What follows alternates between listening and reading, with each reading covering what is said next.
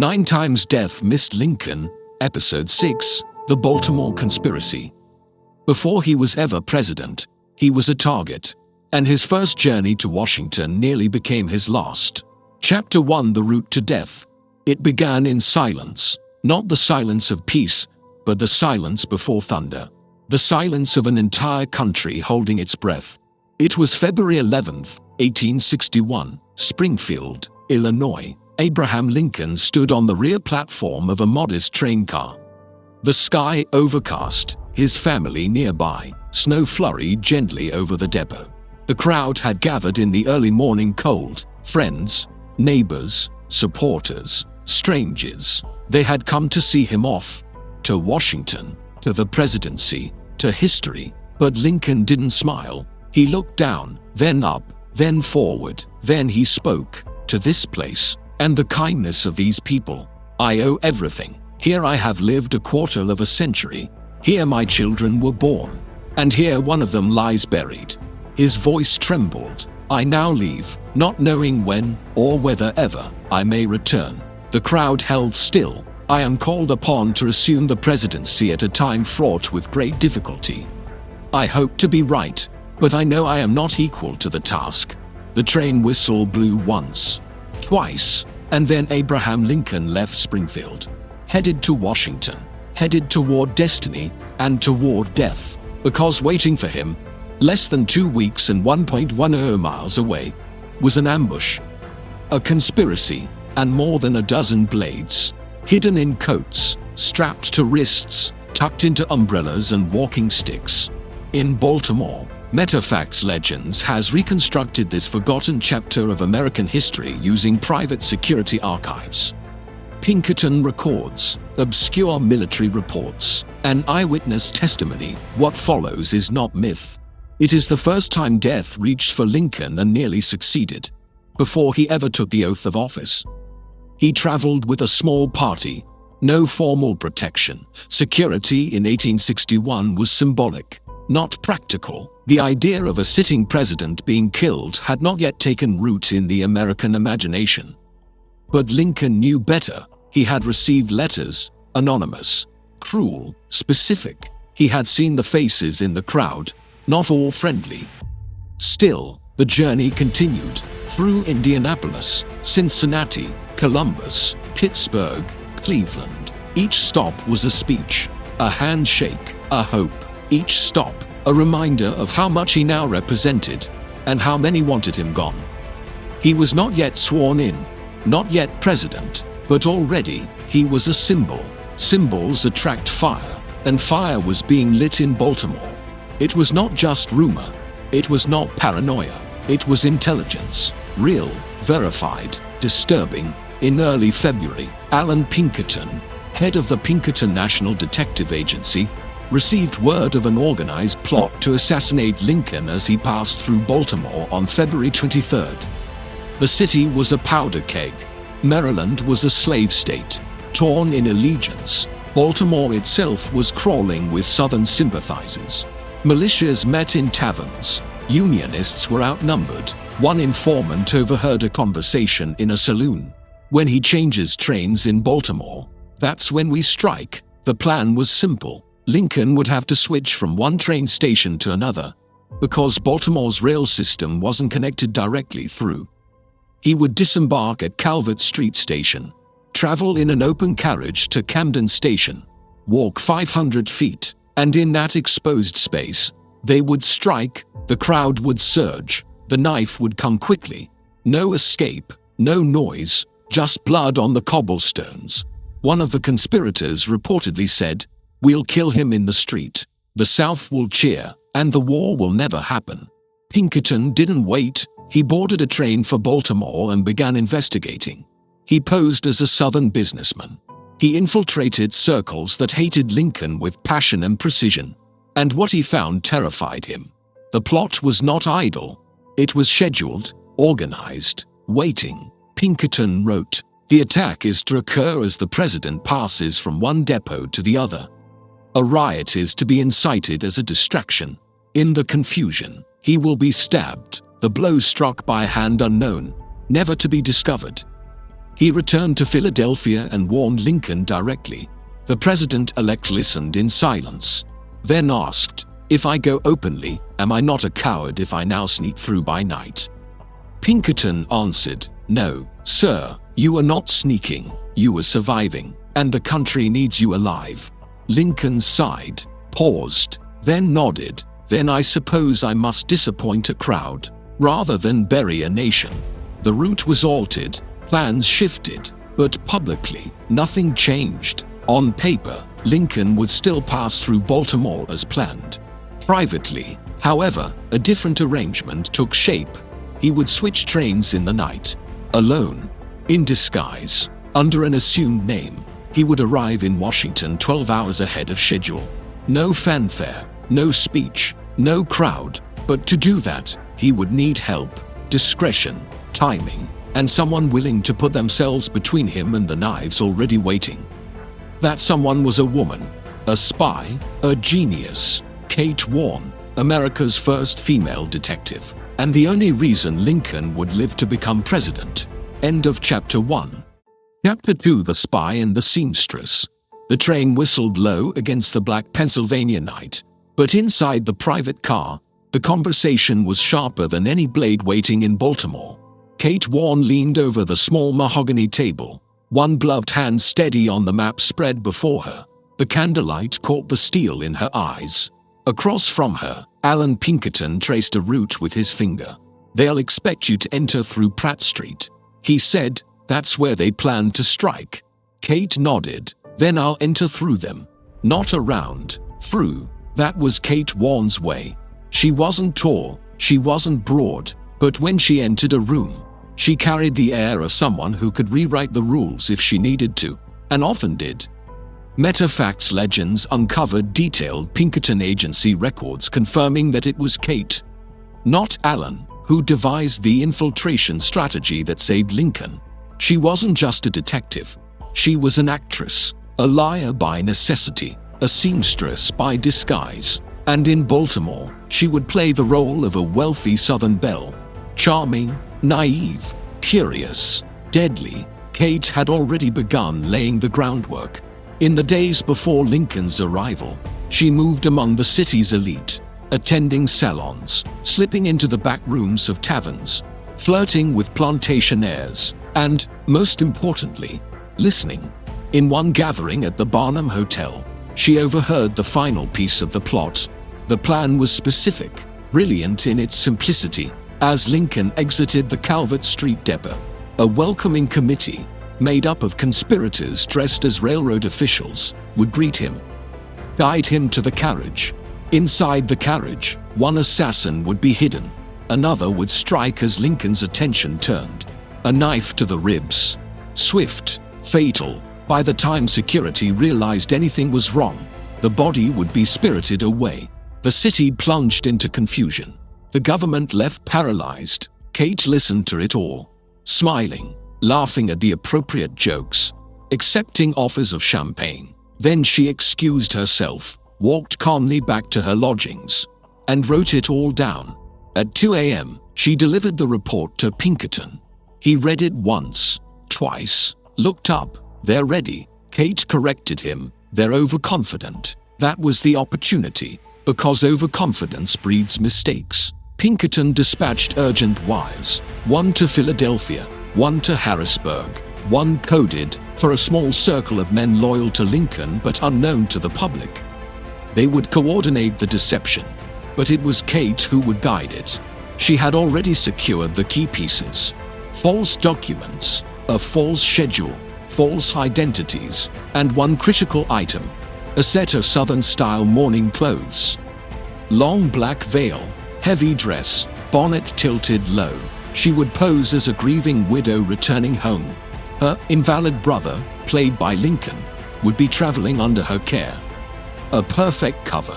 The Southern sympathizers prided themselves on chivalry toward ladies.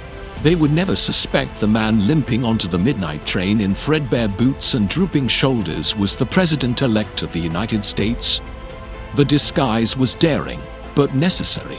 Lincoln hesitated when told, "Will it not be seen as cowardice?" he asked. Kate answered without blinking, it will be seen as survival. And survival is sometimes braver than martyrdom. He smiled at that. Then I am in your hands, madam. On the evening of February 22nd, while Baltimore prepared bunting and banners for the arrival of Lincoln's train, the real president-elect boarded a different car in secret. Kate was already seated, her veil low, a handkerchief dabbed to her eyes in feigned sorrow. Lincoln stumbled aboard, wearing an old traveling cap and a heavy shawl that hid his height and frame. Crook later recalled, he looked so ill and weary that no one gave him a second glance. They sat side by side, not speaking. The train pulled away into the darkness. Meanwhile, the main train, carrying Lincoln's official entourage, continued as planned, drawing the attention of the waiting assassins. At MetaFacts Legends, we obtained fragments of Baltimore City police logs from that night. Witnesses reported a strange crowd gathering near the Calvert Street station. Too many men, too few women, too many hands clenched around the shafts of umbrellas too heavy for a rainless night. At least a dozen known secessionists were identified afterward among the crowd. But no arrests were made, because Lincoln never arrived. At the designated hour, a decoy stepped onto the platform. A junior aide, bundled in a similar coat, stepping down briefly, causing a ripple of excitement before disappearing again. Confusion reigned. The plotters hesitated. Minutes passed. No president, no target. And in those precious moments of uncertainty, Lincoln slipped through, sleeping under a borrowed name, riding in a train car marked only for freight and private passengers. Kate Warren never left his side. At one point, when the conductor grew curious, she pressed a gloved hand to Lincoln's arm and whispered loud enough for others to hear, "Brother, if you don't rest, your condition will worsen." The conductor backed away, apologetic. Nothing was questioned again. As the train rumbled toward Washington, Lincoln finally allowed himself to close his eyes. Crook, waiting at the destination, later said, he looked peaceful, but his hands never unclenched. MetaFacts Legends pieced together the final timeline of that night. 11 p.m., the main Baltimore welcoming party assembles at Calvert Street. 11:45 p.m., Lincoln's decoy steps onto the wrong platform. 12:30 a.m., Lincoln's private car passes through Baltimore unnoticed. 6 a.m., Lincoln arrives safely in Washington. No crowd, no band, no cheers, just a man stepping off a train, alive, and history breathing a little longer. Kate Warren did not seek recognition. No official report credited her by name. But Pinkerton later wrote, "A woman who understood the heart of risk better than any man I ever met guided Mr. Lincoln through the valley of shadows that night." At MetaFacts Legends, we believe stories like Kate's are not just footnotes. They are the stitches in the fabric of history. Invisible, essential. Without her, Lincoln may have died before ever taking office. Without her, the nation may have torn apart without a steady hand to guide it. Without her, the dream of America may have ended not at Ford's Theater, but in the alleyways of Baltimore. All because one woman dared to sit silently beside history and guard it with everything she had. And outside, the conspirators waited, still clutching their knives, still searching the crowds, still wondering why the president they had sworn to kill never came. End of Chapter 2. Chapter 3, Disguise at Midnight. February 22nd, 1861, 11:12 p.m., Philadelphia. The Great Hall of the Continental Hotel had emptied. The marble floors echoed with the last footsteps of aides and staff. Outside, carriages pulled away one by one. A city slept, but not Abraham Lincoln. He was awake, standing at the edge of a dark room, staring at a mirror that didn't quite reflect the man who stood before it. His shoulders were cloaked in a heavy gray shawl. His tall stovepipe hat had been exchanged for a modest traveling cap. His usual black coat, recognizable to all who had seen his public appearances over the past year, was gone. In its place, an oversized, wrinkled overcoat that smelled faintly of mothballs and coal dust. He looked like a sick farmer on a bad day. And that was the point. I look like a man halfway to the grave," he muttered. Kate Warren, seated near the door, raised an eyebrow. "You look like a man who will still be alive at sunrise." "That's the difference." Pinkerton, pacing near the window, stopped. "We leave in 7 minutes." The plan was already in motion. Lincoln would be escorted out the back of the hotel, through a service corridor, into a waiting carriage driven by one of Pinkerton's trusted operatives. They would travel 2 blocks to a freight yard, board a private rail car under a false name, and vanish into the night. No announcements, no protection, no applause, only shadows and strategy. MetaFacts Legends obtained original Pinkerton correspondence confirming that the name on the manifest that night was E.K. Allen, an alias created just hours earlier by Warren herself. She had insisted on the initials being unfamiliar to anyone from Springfield. If someone shouts, "Mr. Lincoln," and you turn, the disguise fails. But if they call Mr. Allen, you won't even flinch. Lincoln had smiled at that. "You assume I can stay silent for more than 2 minutes. You'll have to," she replied. "Your life depends on it." At 11:19 p.m., they moved through the back kitchen, down the servant stairs, out the alley. The city was still awake in places, gaslight flickering in tavern windows. Drunk soldiers singing somewhere in the distance, but no one paid attention to the hunchman in the shawl, coughing into a handkerchief, escorted by a woman in mourning black. They looked forgettable. At 11:25 p.m., they reached the carriage. Lincoln climbed in first. Kate followed. Pinkerton slammed the door shut and slapped the side twice. The driver cracked the reins. They were moving, not fast, not loud, but with intent. Inside the carriage, Lincoln broke the silence. "It's strange," he said, "to travel through my own country like a thief in the night." Kate glanced at him. "Better a living thief than a dead martyr. Wouldn't history prefer the martyr? History prefers survivors. It's people who crave martyrs." The carriage turned once, then again, then slowed. They were at the freight yard. A nondescript rail car waited under a steel archway. No flags, no guards, no crowd, just one lamp swinging in the wind. A conductor approached, also one of Pinkerton's men. He gave a nod, no words. Lincoln stepped out, stiffly. The train hissed. Steam curled around his boots like smoke rising from a battlefield. He climbed aboard. The door shut behind him. They were away. No ceremony, no farewell, only motion and mystery. At MetaFacts Legends, we obtained testimony from a railway worker who was present that night. He never spoke publicly, but in a private letter to his son years later, he wrote, "I helped a sick man board a train. At least, that's what I thought. He walked like he carried more than sickness. Years later, I saw his face on a penny." The train cut through the dark. Kate sat beside Lincoln in the narrow cabin. She offered him a blanket. "You should sleep. If we reach Baltimore and you're recognized, we may not get a second chance. Hard to sleep with a blade at your throat. Harder still to lead a nation while bleeding. Sleep." He did, eventually, his head tilted forward, the cap slipping slightly to the side. He looked nothing like the man in Springfield who had spoken of uncertain return.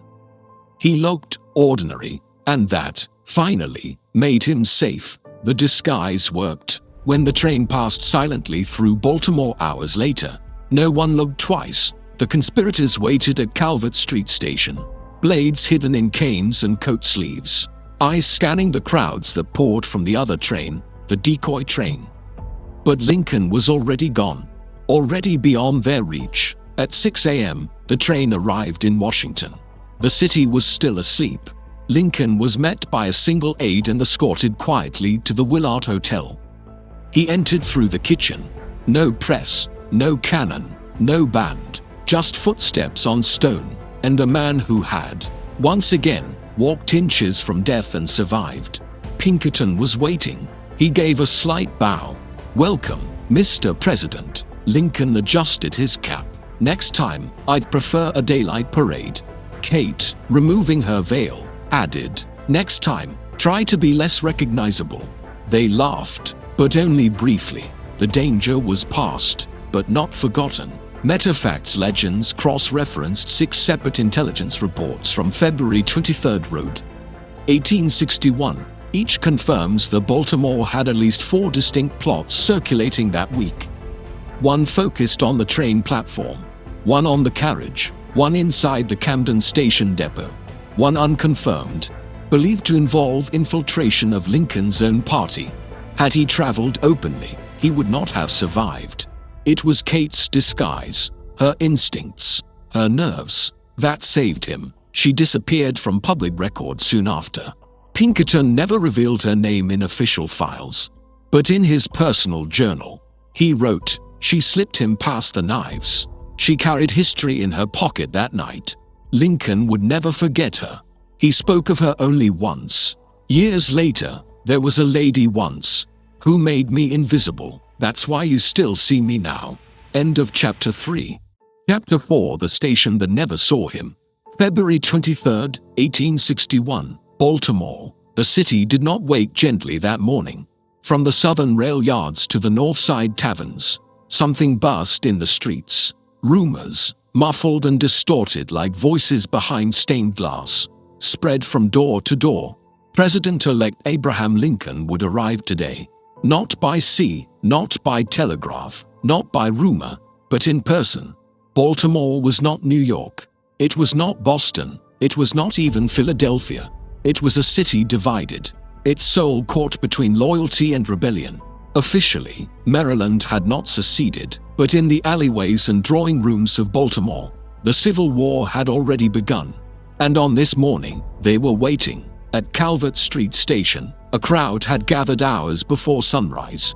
Too early for ceremony, too early for commuters. And yet they stood, not with banners, not with flags, with hands in pockets, with canes clutched too tightly, with eyes that did not blink. At MetaFacts Legends, we reviewed local police bulletins and railroad memoranda from that week. The records show an unusual number of out-of-town visitors registered at Baltimore inns near the station, many with no return ticket booked. Several used aliases. One booking log from the Guy's Hotel listed 2 men under the names W.P. Riley and T.J. Hansen. Both requested adjoining rooms, both paid in coin, both checked out the morning of February 23rd, and neither name appeared again in any known census, military, or government archive. Because they weren't travelers, they were knives, waiting for a body, and the body never came. The plan was elegant in its simplicity. Lincoln would arrive at Calvert Street Station just before noon. From there, he would transfer by carriage to Camden Station, a short ride through crowded streets. 2 train depots, half a mile apart. In that half mile, he would be exposed, and that was the window. The plan, as later reconstructed from Pinkerton documents and a single anonymous letter sent to a Philadelphia newspaper in March 1861, had 4 stages. Stage 1, incite a disturbance, a street fight, a pickpocket, a runaway horse, anything to draw attention away from the president's carriage. Stage 2, isolate the target. A group of disguised, welcoming committee members would surround Lincoln under the pretense of protection. Stage 3, deliver the blow. 1 knife, 1 man, strike beneath the ribs, fast and hard. Stage 4, vanish into the chaos. The killer, lost in the confusion. No arrest, no justice, only questions. That was the plan, but it failed before it began. Because Lincoln never arrived at Calvert Street Station. Not even close, he was already in Washington. By the time the crowd gathered, the man they had sworn to kill had been asleep for hours, miles away. Instead, the official train, his decoy, arrived on schedule. It carried Lincoln's staff, his luggage, his signature black hat, but not Lincoln, and no one noticed the difference. Because people see what they want to see. At the station, agents from the Pinkerton agency mingled with the crowd, unarmed, but watchful. One of them, operating under the name Henry Bascom, later wrote, "The atmosphere was taut, like a gun had already been fired, but the sound hadn't reached our ears yet." He watched as 2 men approached the arrival platform. then halted abruptly when the carriage pulled up, empty. There was no president, no procession, just aides and guards stepping down. The two men retreated, merged with the crowd, slipped away. They were never seen again. At MetaFacts Legends, we believe one of them was the designated assassin. The second, a watcher, possibly the architect. The operation was clean. Too clean. No arrests were made that day. The mayor's office issued a statement welcoming Lincoln in spirit to Baltimore. No mention of the real route. No admission that the city had nearly hosted an execution. Later, a single column in the Baltimore Clipper mentioned an unexpected shift in the president-elect's schedule. That was all, but behind the scenes, panic flared. For days afterward, private correspondences from prominent Southern loyalists in Baltimore revealed a shared confusion. He was never there. They moved him before the strike. We were watching shadows. One letter, sent anonymously to a Southern newspaper weeks later, read, "The men were in place. The knives were sharp, but the ghost never stepped off the train." Ghost, that was how they remembered him. A president who had passed through their city without setting foot on their streets. At Pinkerton headquarters, the mood was different. Relief, yes, but not triumph. Pinkerton himself recorded in his notes, "Success by absence is still a form of victory, but it leaves no trail, and the enemy still breathes." Lincoln said little about the escape.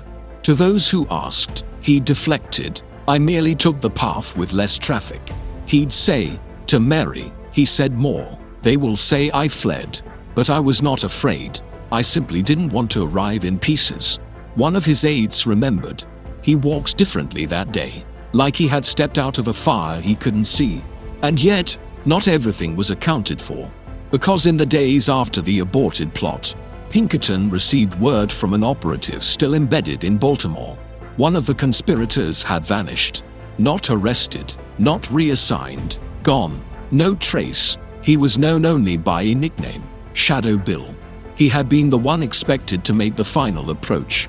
And now, he had disappeared. Years later, in 1866, a man was arrested in New Orleans under suspicion of counterfeiting.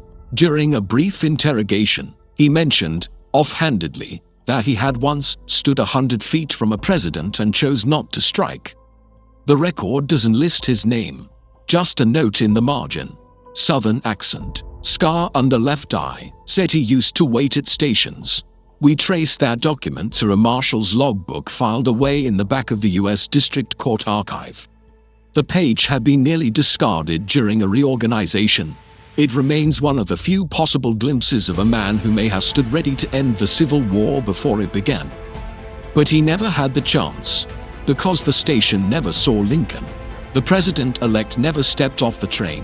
No cameras captured him, no crowds touched his hand, no blood stained the cobblestones. Because one woman orchestrated a deception, because one team believed the threat was real, because sometimes absence is the greatest shield. At MetaFacts Legends, we remind our viewers, history often leaves out what didn't happen. But what didn't happen is sometimes the only reason everything else did. End of Chapter 4. Chapter 5: The Telegram That Lied.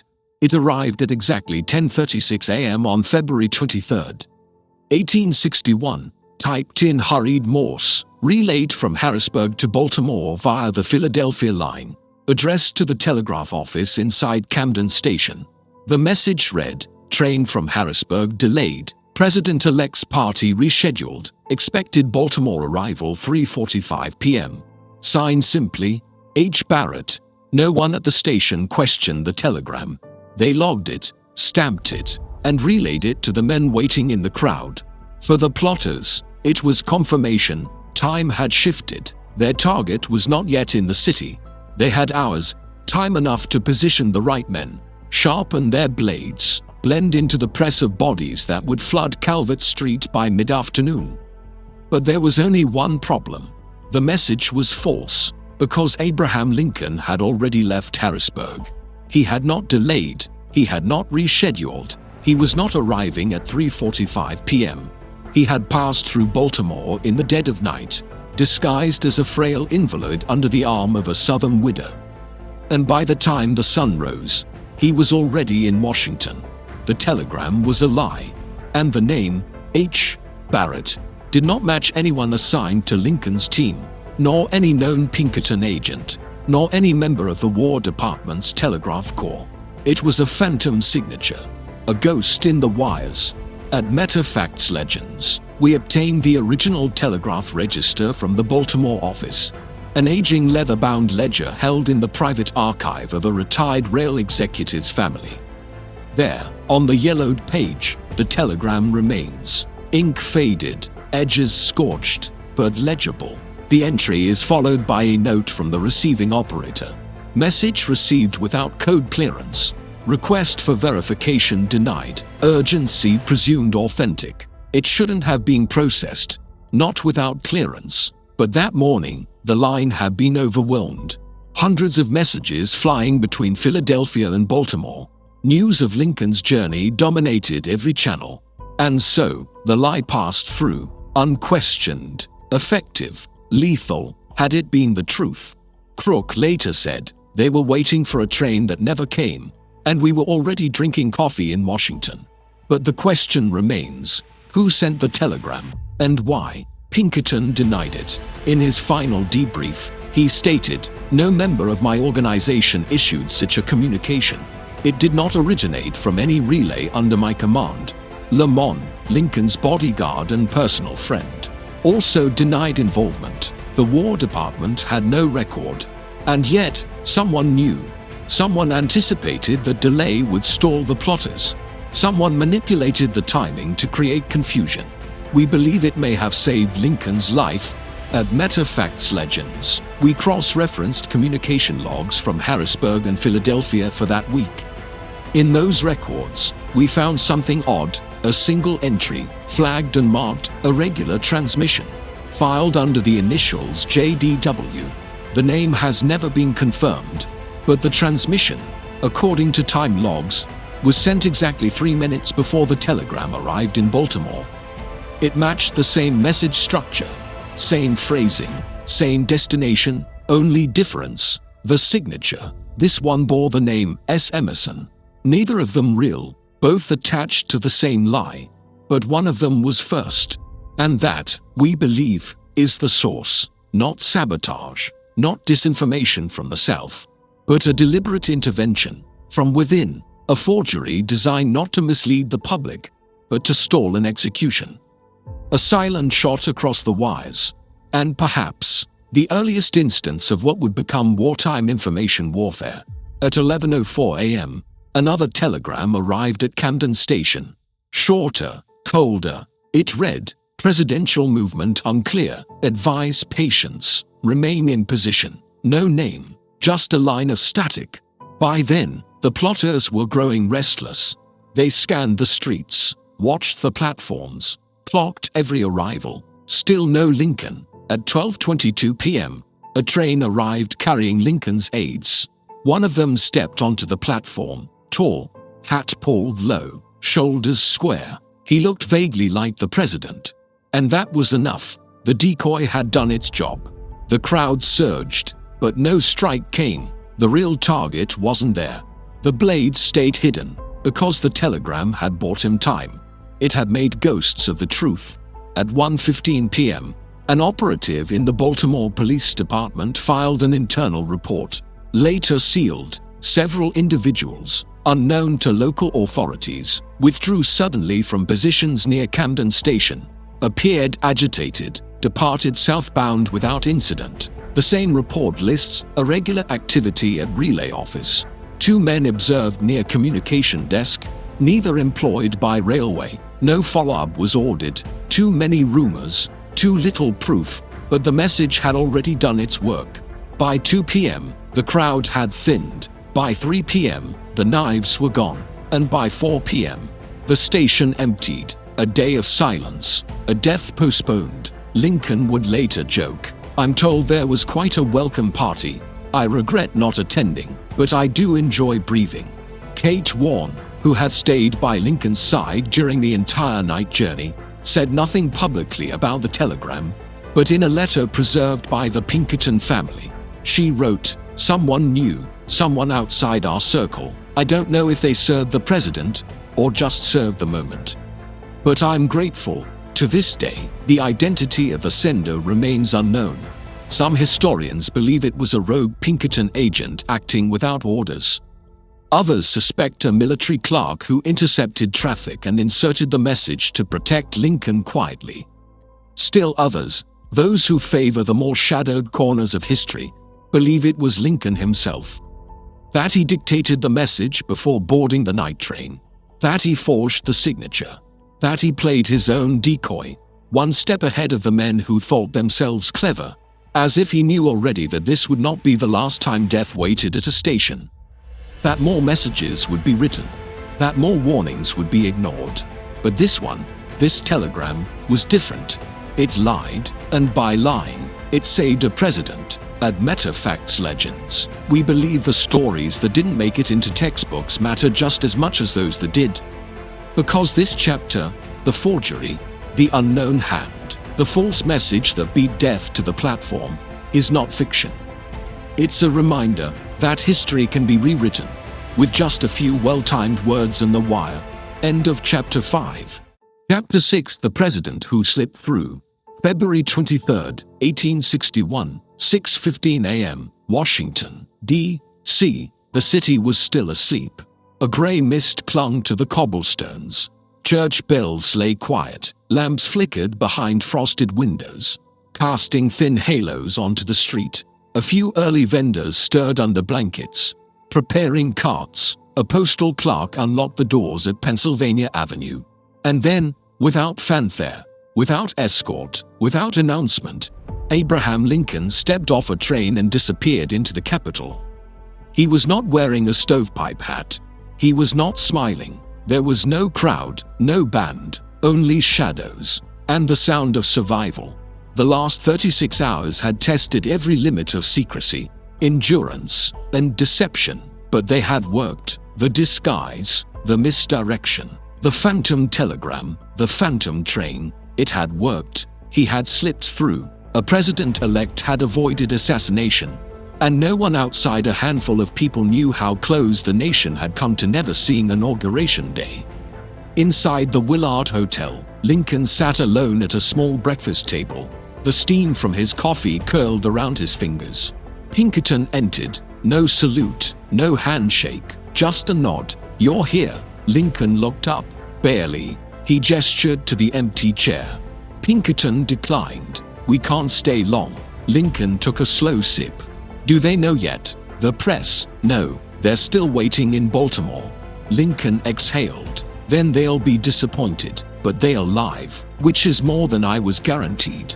Mary arrived moments later. She froze in the doorway when she saw him.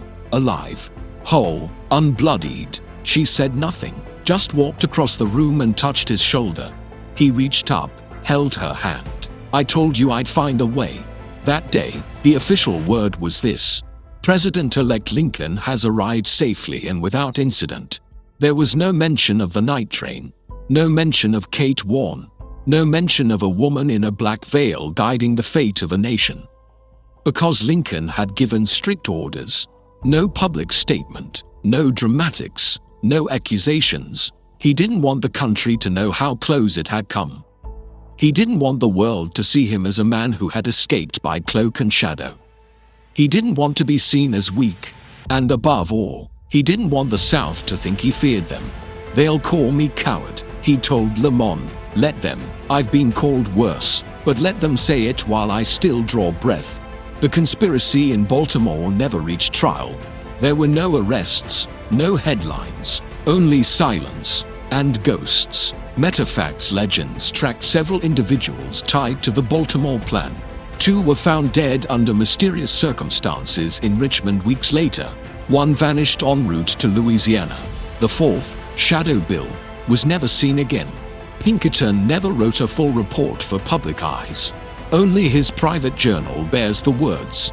The knives were out, but the pulse continued. History passed through the fire and was not consumed. Lincoln's inauguration came 1 week later, March 4, 1861. The skies were overcast, the Capitol dome unfinished, But the man who stood to take the oath had already faced something greater than fear. He had faced fate, and won. Briefly, he placed his hand on the Bible, looked out over the crowd. We are not enemies, but friends. We must not be enemies. He spoke with strength, but inside, he remembered the letters, the knives, the faces. He remembered Kate Warren's hand on his arm in the train. He remembered the telegram that lied to save him. He remembered the silence of Calvert Station, the station that never saw him. And he remembered what it felt like to move unseen. He had been spared, not by power, not by protection, but by foresight and luck, and people who believed his life mattered more than spectacle. He stepped down from the platform, still alive, still president-elect, but now something more. He was the president who had slipped through, and he would not forget it, not when he faced secession, not when he faced generals, not when he faced death again, because history does not always strike where we expect it. Sometimes it waits, sometimes it watches, and sometimes it rides beside you in an open carriage, smiling, because slipping through once does not mean you'll slip through again. And next time, it won't happen in the shadows. It will happen in broad daylight. Next time, it will happen in front of a cheering crowd, in a city that loves him, with no disguise and nowhere to run. Episode 7, The Open Carriage Trap. Coming next on MetaFacts Legends. Find the full story in the description.